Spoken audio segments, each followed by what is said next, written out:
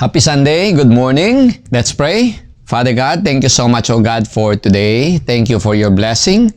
Holy Spirit, we acknowledge your presence. We ask your anointing both in the speaking and listening so that all of us, O God, will be encouraged, will be motivated, will be comforted, O God. Thank you so much, O God. We praise you, we glorify you. In Jesus' name, Amen. Magandang umaga po sa inyo lahat. Kapag ka narinig niyo po ang kanta ni Michael Bolton na How Am I Supposed to Live Without You, sino po ang nasa isip niyo? Alam niyo ba na yung kanta na yan, nung kakantahin sana yan ng Air Supply, kaya lang yung publisher gustong baguhin yung chorus. So, hindi pumayag po ang writer ng song si Michael Bolton. So, kaya hindi natuloy na mapunta yan sa Air Supply. Bakit po kaya hindi pumayag si Michael Bolton na baguhin ang chorus? Hindi ko po na-search kung bakit hindi pumayag si Michael Bolton, pero I can speculate. Number one, because Michael Bolton is the writer of the song and wala siguro pong artist na papayag na galawin yung kanyang masterpiece. Pangalawa, na pwede kong speculate, there is an inspiration to the song. Pangatlo po, kadugtong ng pangalawa, siguro or malamang alam ni Lord na gagamitin ko yung kanta ngayong araw na ito. So, yan po. So, nung nakaraang series natin, ito po ay Love Series Part 3, na laman natin that loving God is a need. It is a must, just like breathing. It is needed para all things work together for good. It is a must para sa great reward na naghihintay po sa ating lahat. So sa panahon po ngayon, napaka-importante po na naintindihan natin yung loving God dahil masyado pong stressful ang panahon dahil sa nangyayaring pandemic. Wala pong hindi naapektuhan nito. Kaya nga po tinawag na pandemic dahil lahat apektado. So, walang mayaman, walang mahirap, walang bata, walang matanda. Lahat po apektado. So, walang powerful na bansa, walang mahirap na bansa, lahat po apektado. Kaya po pandemic. So, katulad ng sinabi po natin, natutuhan natin sa Bible, yung tinanong na ang Panginoong Hesukristo, ano yung pinakamahalagang commandment, mabilis lang sinagot ni Lord because it is the most important commandment. Love God, no? With all your heart, all your strength, all your effort, all your heart, all your soul. Yan po yung pinakamahalagang commandment. Pinakamahalaga yan dahil yan po talaga ang bubuhay sa atin. So, nung Huwebes, sa G12 Philippines National Conference, sa isang message ni Pastor Cesar, binanggit niya kung bakit maraming mga great men of God o mga great men, wise men, intelligent men, bakit nagfe-fail? Ang sabi niya, it is because of the wrong order of priorities. Itong message na to, itong order of priorities, narinig ko to sa isang message nung bata pa akong Kristiyano. I was 19 years old. So, galing kay Pastor Raduban. Iyan yung pastor namin sa unang church nung tinanggap ko ang Panginoong Hesukristo. Pero hindi masyadong nag-sink in sa akin. So, yung naturalesa ang nag-take over sa akin. So, una, na priority, God. Pangalawa, yourself. Pangatlo is family. Pang-apat, church. Panglima, our secular duties or job.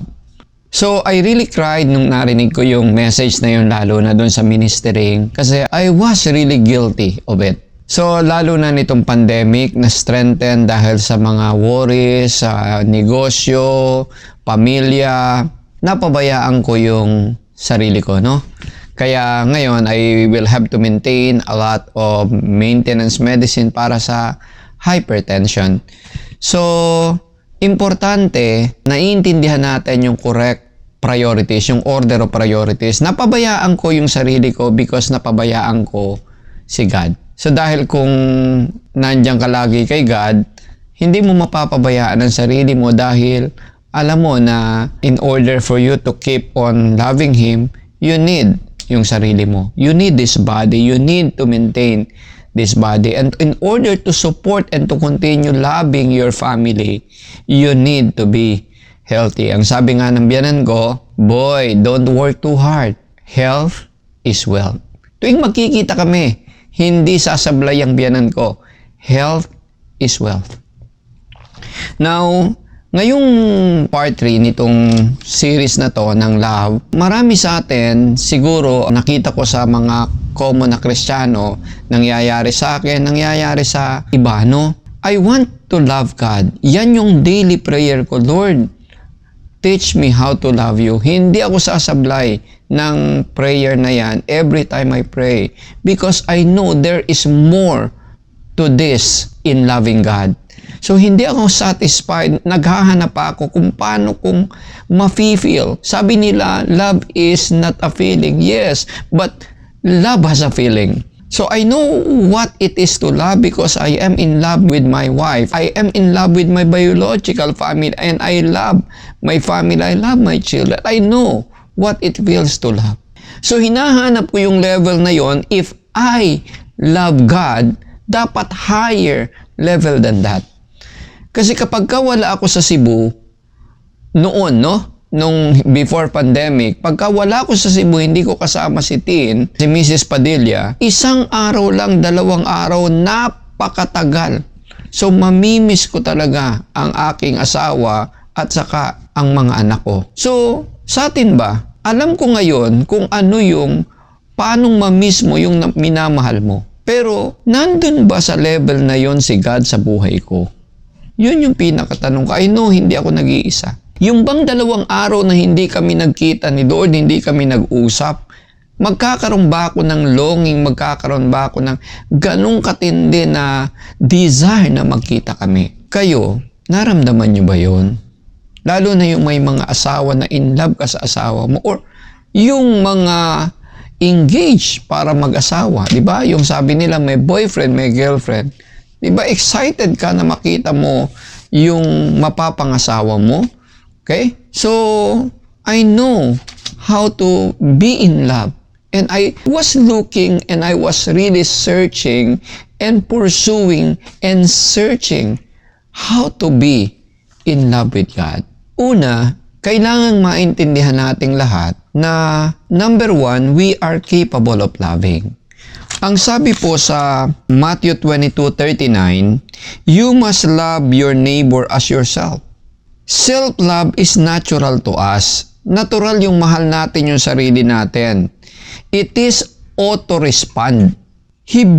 God built this so that we shall have a benchmark, a point of reference. Katulad ko, meron akong point of reference. Katulad ng sabi ko, napabayaan ko sarili ko, pero grabe ang pagmamahal ko sa pamilya ko, no? So, lahat ng worries ko, hindi para sa sarili ko, para sa kanila.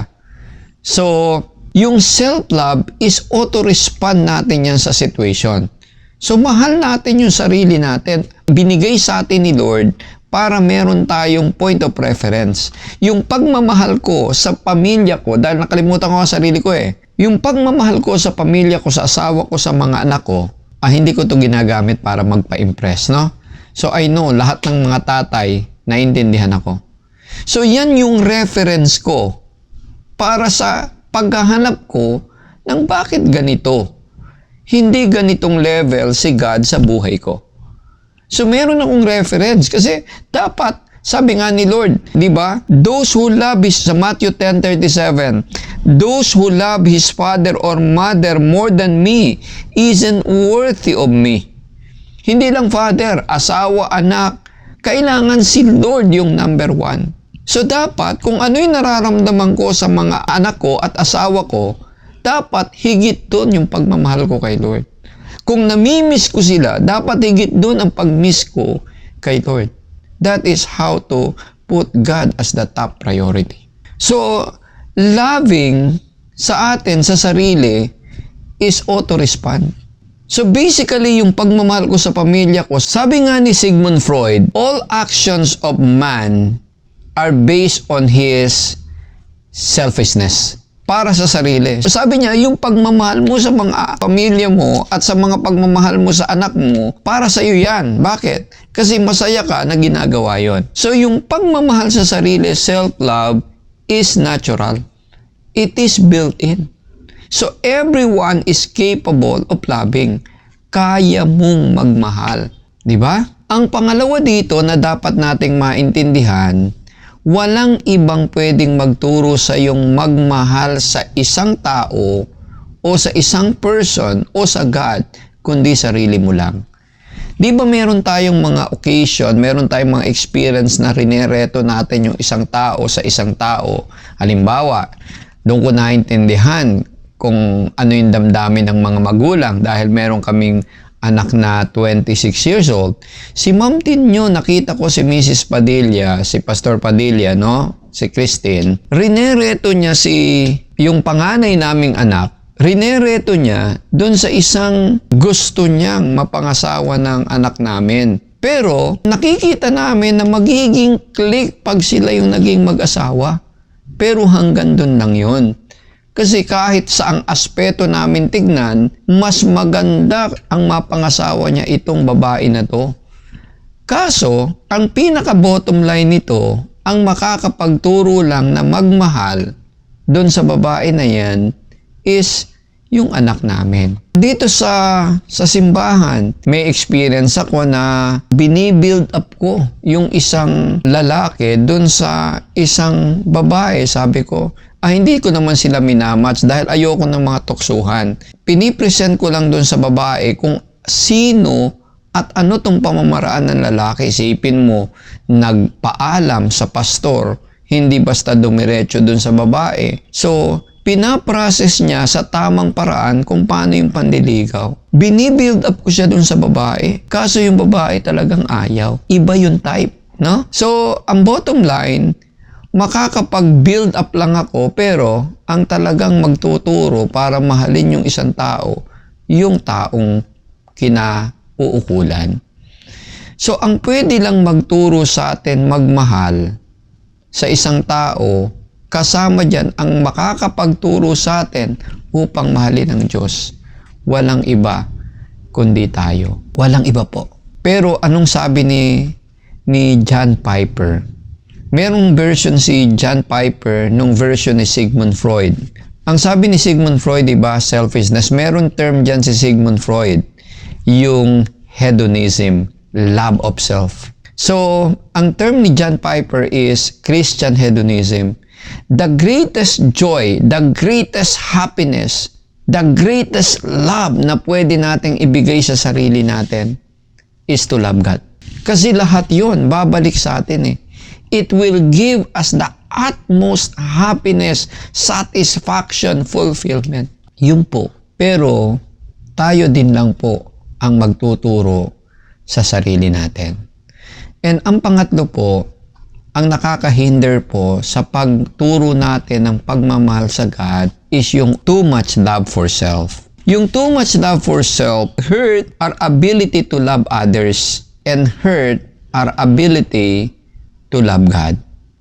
Romans 8:7 po ang sabi dito, because the carnal mind is enmity with God. It loves self too much. It loves the world, and the world is itself. Mahal niya ang mundo at ang buong mundo ang sarili niya. Sa sarili niya umiikot ang buong mundo. He takes all the love he can, all the time he can. He takes all the attention he can without even bothering if that time and that attention that he is taking belongs to other. Matthew 10:38 says, the one who doesn't take up his cross and follow me isn't worthy of me. This is the antidote to loving self too much. Matthew 22:38, it says, you must love the Lord your God with all your strength, your soul, your mind. Ito po yung antidote. Kung mahal natin yung ating sarili, mahalin natin yung God with all our heart and all our strength. Ang sabi sa 1 John 4:19, ito yung pinaka-encouraging po sa lahat. Kailangan po nating maintindihan, maunawaan to. Itong nararanasan natin ngayon, lilipas din po ito. Pero ito, hindi to lilipas. So, 1 John 4:19 po, we love because God first loved us. We are capable of loving God because He first loved God. The secret to loving God is knowing that He first loved us and that we are loved. That He assured that we can love Him back. Siniguro niya na kaya nating mahalin siya. Kaya niya inutos eh. So, gusto ko pong magtapos doon sa sinimulang kong tanong.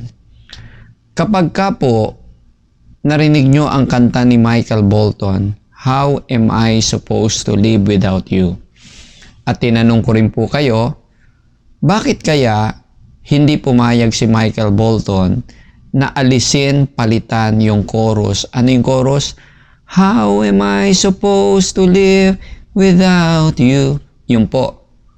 So, hindi po siya pumayag. Pagkatapos po nitong message na to, pwede nyo po i-search sa YouTube. Hindi ko lang po ma-air kasama nitong message na to dahil baka i-cut off because of copyright infringement. Pakinggan nyo po yung song.